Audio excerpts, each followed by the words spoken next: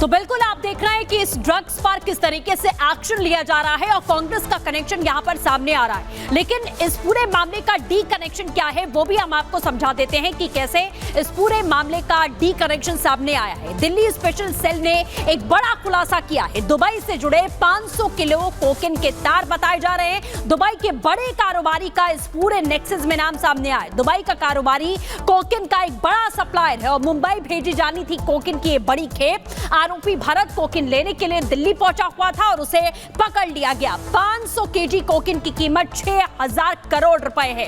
तो ये D connection हम आपको बता रहे हैं कि दिल्ली की स्पेशल सेल ने किस तरीके से ये बड़ा खुलासा किया है। आगे की खबर के लिए रुक करते हैं शिखा का।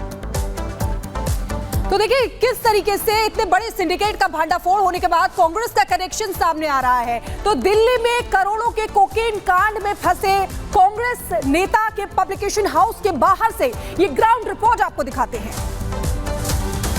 तो दिल्ली पुलिस की स्पेशल टीम ने एक बड़े इंटरनेशनल ड्रग सिंडिकेट का भंडाफोड़ किया है जिसका मास्टरमाइंड तुषार गोयल है। ये कॉम्प्लेक्स इसलिए हम आपको दिखा रहे हैं क्योंकि इसी कॉम्प्लेक्स में तुषार गोयल का एक पब्लिकेशन चलता है जो कि तुषार पब्लिकेशंस के नाम से, तुषार पब्लिशर्स के नाम से यहाँ पे रजिस्टर्ड है। जब हम अंदर गए थे, उस कॉम्प्लेक्स में गए, अंदर हम बात करने की कोशिश जब हमने की तो हालांकि फिलहाल हमें उसके शॉप पे कोई भी नहीं मिला है। इसके साथ ही अगर हम बात करें अब तुषार गोयल के, पहले तो पॉलिटिकल कनेक्शन की बात करते हैं तो काफ़ी ज़्यादा पॉलिटिकल कनेक्शन भी तुषार गोयल का निकलकर सामने आया है क्योंकि 2022 में उसे दिल्ली प्रदेश कांग्रेस की तरफ से आरटीआई सेल का चेयरमैन भी बनाया गया था। ये 2022 की बात है। उसके बाद अगर हम जांच के दायरे की बात करें, क्योंकि जिस तरह से पुलिस ने उसे गिरफ्तार किया है और उसके बाद जांच में जो चौंकाने वाले खुलासे हुए हैं, उसके डी कंपनी से कनेक्शन सामने आया है, दुबई कनेक्शन निकल करके सामने आया है। और बात अब हम करें, चूंकि 5000 करोड़ रुपए का कोकेन बरामद हुआ था तो वो कोकेन जो है वो दिल्ली से मुंबई ट्रांसफर होना था। अब मुंबई में किन हाई प्रोफाइल लोग हैं, ऐसे कौन से हाई प्रोफाइल लोग थे जिनके पास ये ड्रग की सप्लाई होनी थी, इस एंगल को लेकर के भी पुलिस जांच कर रही है। और इसके साथ ही पुलिस पूछताछ में ये भी जांच कर रही है, जो सूत्र हमें जानकारी दे रहे हैं उसके अनुसार पुलिस लगातार ये भी पूछताछ कर रही है कि जिस तरह से कांग्रेस का एक एंगल सामने आया है तो क्या कोई और भी पार्टियों के साथ ये कनेक्टेड था और कौन से ऐसे नामचीन लोग हैं जिनका नाम सामने आ सकता है। तो इन तमाम एंगल को लेकर के पुलिस लगातार बातचीत कर रही है। मुंबई एंगल को भी खंगार रही है कि आखिर मुंबई में ऐसे कौन से हाई प्रोफाइल लोग थे जिनको ये सप्लाई जो है पहले दुबई से आता है दिल्ली, फिर दिल्ली से इसकी सप्लाई मुंबई होनी थी। हालांकि ये तमाम एंगल है जिसे लेकर के पुलिस लगातार तुषार गोयल से और जो साथी उनके साथ पकड़ाए हैं, गिरफ्तार किया गया है, उनसे पूछताछ कर रही है। विजय इरफान के साथ कोमल बहल, रिपब्लिक भारत। और चलिए अब बात करते हैं अगली खबर की। और अगली खबर उत्तर प्रदेश से आ रही है जहां अपराधियों को कैसे सबक सिखाया जा रहा है। लगातार फुल ऑन एक्शन जो सरकार का है वो जारी है। इसी कड़ी में मिर्जापुर और गाजियाबाद में जो मुठभेड़ हुई उसमें 3 शातिर अपराधियों को गिरफ्तार किया गया है। इनके कहां-कहां कैसे-कैसे कनेक्शन जुड़ते नजर आ रहे हैं, इस रिपोर्ट में समझिए।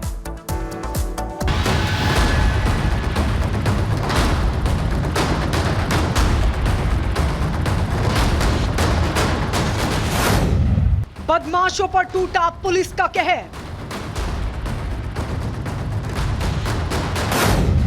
योगी राज में अपराध बर्दाश्त नहीं।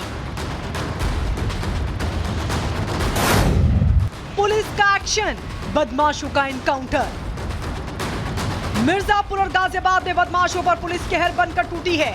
जहां पुलिस ने मुठभेड़ के दौरान बदमाशों को गिरफ्तार करने में कामयाबी हासिल की है। ये बदमाश लंबे अरसे से पुलिस के निशाने पर थे। यूपी के सीएम योगी आदित्यनाथ का मैसेज क्लियर है कि यूपी में अपराध बर्दाश्त नहीं किया जाएगा और यूपी पुलिस उसी नक्शे कदम पर चल रही है। अपराधों को लेकर जीरो टॉलरेंस की नीति पर काम कर रही योगी की पुलिस का बदमाशों पर एक्शन जारी है। अस्पताल के बेड पर करा रहे ये बदमाश मिर्जापुर की आबो हवा खराब करने की कोशिश में लगे थे। ये लोग चेन स्नैचिंग और लूट की वारदातों को लंबे समय से अंजाम देते आ रहे थे और अब इनकी नजर मिर्जापुर के प्रसिद्ध विंध्याचल मेले पर थी। ये लोग मेले की रेकी कर रहे थे जिससे मेले में आने वाले लोगों को लूटा जा सके। इनमें से एक बदमाश पर 25,000 तो दूसरे बदमाश पर 15,000 का इनाम पहले से था, जिनकी तलाश पुलिस कर रही थी।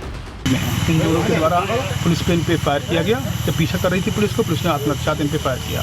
इनके पैर पे गोली लगी और इनको जिला अस्पताल रेफर किया गया जहां इनकी स्थिति स्थिर है। ये दोनों अपराधियों ने यहाँ पर इस जिले में काफ़ी पूर्व में घटनाएं की हैं।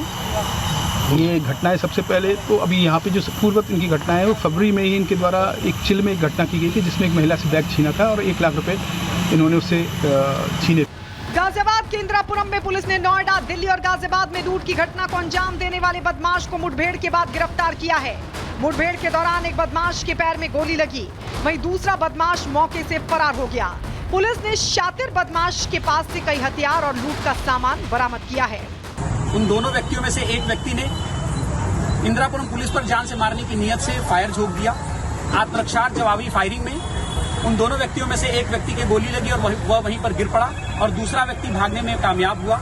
जब इसकी क्रिमिनल हिस्ट्री निकाली गई तो इसके ऊपर और इसके फरार साथी शाहनवाज के ऊपर इंदिरापुरम से लगभग आधा दर्जन लूट के मुकदमे निकले, लूट और चोरी के, और उसके साथ साथ दिल्ली के गाजीपुर थाने से भी लूट का मुकदमा निकला। इसको तत्काल घायल बदमाश को तत्काल प्राथमिक उपचार देने के बाद अस्पताल रवाना किया गया। आगे की वैधानिक कार्रवाई की जा रही है। पुलिस के एक्शन का ही नतीजा है कि बदमाशों में खौफ है और सीएम योगी आदित्यनाथ का भी संदेश साफ है कि यूपी में अपराध करोगे तो बख्शे नहीं जाओगे। Bureau report, Republic Bharat.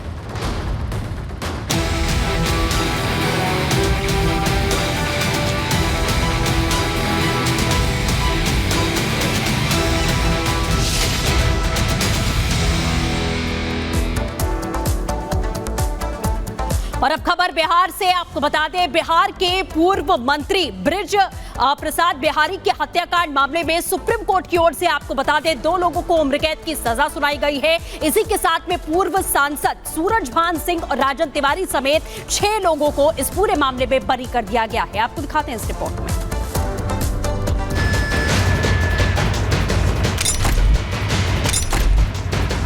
Bihar के पूर्व मंत्री ब्रज बिहारी प्रसाद की हत्या केस में सुप्रीम कोर्ट ने आज अपने फैसले में पूर्व विधायक मुन्ना शुक्ला और मंटू तिवारी को उम्र कैद की सजा सुनाई है।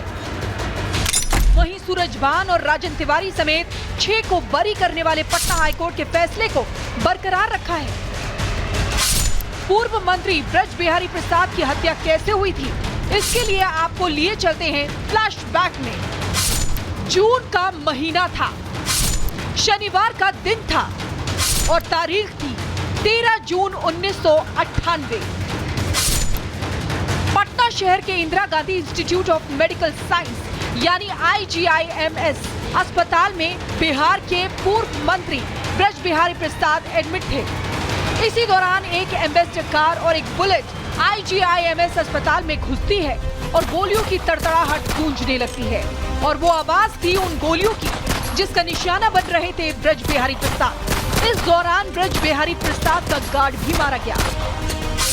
ब्रज बिहारी प्रसाद उन दिनों आरजेडी में आ गए थे और उन्होंने हाजीपुर से लेकर चंपारण तक आरजेडी को मजबूत करने में अहम भूमिका निभाई थी। इंजीनियरिंग के छात्र होने की वजह से उन्हें मंत्रालय भी इसी से संबंधित दिया गया था। ब्रज बिहारी प्रसाद की हत्या में जिन पर आरोप दाखिल किए गए उनमें सतीश पांडे, मुन्ना शुक्ला, मंटू तिवारी, ललन सिंह और सूरजभान सिंह भी शामिल थे, मगर बाद में कोर्ट ने सबको बरी कर दिया था। पटना हाईकोर्ट के फैसले के खिलाफ ब्रज बिहारी प्रसाद की पत्नी रमा देवी ने सुप्रीम कोर्ट का दरवाजा खटखटाया और हाईकोर्ट के फैसले को चुनौती दी थी, जिसके बाद आज सुप्रीम कोर्ट ने फैसला सुनाते हुए 2 आरोपियों को उम्र कैद की सजा सुनाई। Bureau report, Republic Bharat.